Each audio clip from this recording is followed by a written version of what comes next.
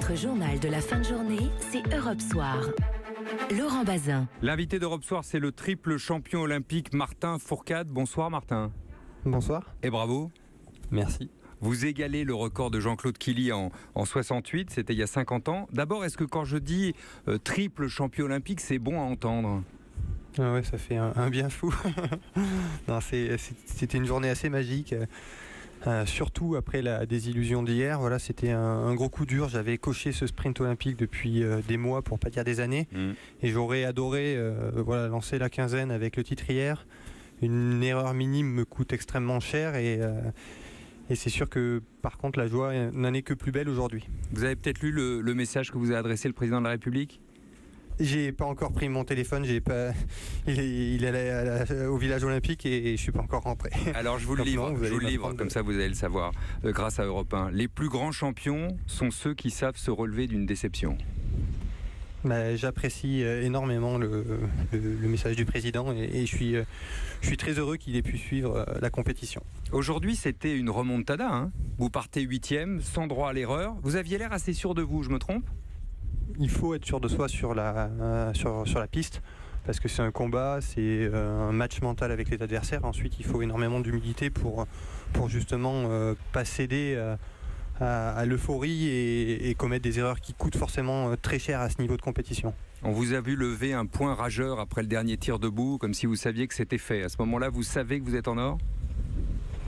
Ouais, ma ligne d'arrivée à moi, c'était le dernier tir, c'était la dernière balle du dernier tir, c'était réussir le sans faute sur ce tir pour pouvoir savourer ce dernier tour et pouvoir profiter d'être champion olympique pour la 3e fois. Je vous sens extraordinairement tranquille. C'est la fatigue, c'est la pression qui retombe ? Fatigué aussi, oui, voilà, beaucoup de pression, beaucoup de fatigue. Ensuite, il y a eu énormément d'excitation. C'est vrai que ça fait maintenant 3-4 heures que la course est terminée et que j'ai vécu une émotion très forte. Donc il y a forcément un coup de bambou après, comme on pourrait dire. Alors vous savez que c'est pas fini, hein ? Mais non, j'en suis bien conscient. Je vais il vous reste 4 courses. Savourer ce titre olympique ce soir, savourer ça avec les quelques proches qui ont pu venir, avec mes partenaires qui sont présents ici en Corée et ensuite dès demain me replonger dans ces jeux, dans le programme sportif avec une petite récup sur les skis. Savourer, c'est quoi ? C'est sabrer le champagne ? On s'autorise ça ? C'est sabrer le champagne pour les autres. Pour les autres, mais pas pour vous.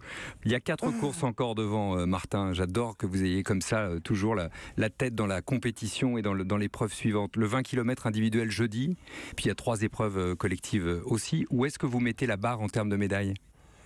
Je me fixe rien pour 2 raisons. La première, c'est qu'il ne faut pas s'interdire de rêver. J'étais venu ici pour chercher un titre olympique et ce soir c'est fait. Donc voilà, maintenant tout le reste sera du positif. La seconde raison qui fait que je ne fixe aucun résultat, aucune ambition, c'est qu'on est sur un site qui est extrêmement délicat, avec un vent qui peut être parfois violent. On l'a vu, en alpin, les épreuves sont annulées. En snowboard, il y a aussi eu quelques difficultés. C'est le cas sur le pas de tir. Et c'est forcément un adversaire de plus qu'on a parfois un peu plus de mal à maîtriser que les autres. Une médaille d'or de plus qu'on vous souhaite bien évidemment, voire 2, voire 3, voire 4, pourquoi pas, soyons fous. Ferez-vous le sportif français le plus médaillé au JO d'hiver devant Jean-Claude Killy. C'était un objectif pour vous ? C'était un objectif parce que j'avais envie d'aller chercher une 3e médaille olympique, mais c'était pas un objectif de le faire devant Jean-Claude Killy ou de penser à Jean-Claude. J'ai un respect immense pour le sportif. Je le disais il y a quelques secondes sur les antennes de France Télé, j'ai un respect encore plus immense pour l'homme, pour ce qu'il a réussi après sa carrière sportive et pour finalement l'humilité et l'intelligence qu'il dégage. Donc ça vous a touché qu'hier il propose de venir farter vos skis si vous en aviez besoin ? Oui, j'ai vu ça, j'ai énormément rigolé parce que j'étais pas sûr que ce soit un avantage. Mais en tout cas, j'apprécie énormément Jean-Claude. Je crois que l'admiration et l'affection est réciproque et c'est un grand bonheur de pouvoir aujourd'hui me mettre dans ses pas aux Jeux Olympiques. Dimanche, très déçu, vous avez dit des choses assez frappantes. Vous avez dit j'ai une énorme responsabilité sur les épaules parce que j'ai été porte-parole de cette équipe de France. J'ai porté le drapeau français lors de la cérémonie. Est-ce que ça pèse toujours, cette responsabilité, ou est-ce que ça va mieux ? Est-ce que vous soufflez là ? Mais j'ai une responsabilité énorme et j'en ai conscience, mais c'est en aucun cas un poids qui est dur à porter pour moi. Voilà, les attentes sont très fortes autour de moi, tout le monde attend que je gagne. Mais les attentes les plus fortes, c'est moi qui me les mets sur les épaules. Voilà, le jour où j'aurai plus cette envie viscérale de gagner, je passerai à autre chose. Et ça sera beaucoup plus facile d'accepter justement le poids des attentes. Merci Martin Fourcade d'avoir été avec nous sur Europe 1 ce soir, après une très très longue journée, puisque chez vous il est 2h du matin, passé. C'est ça.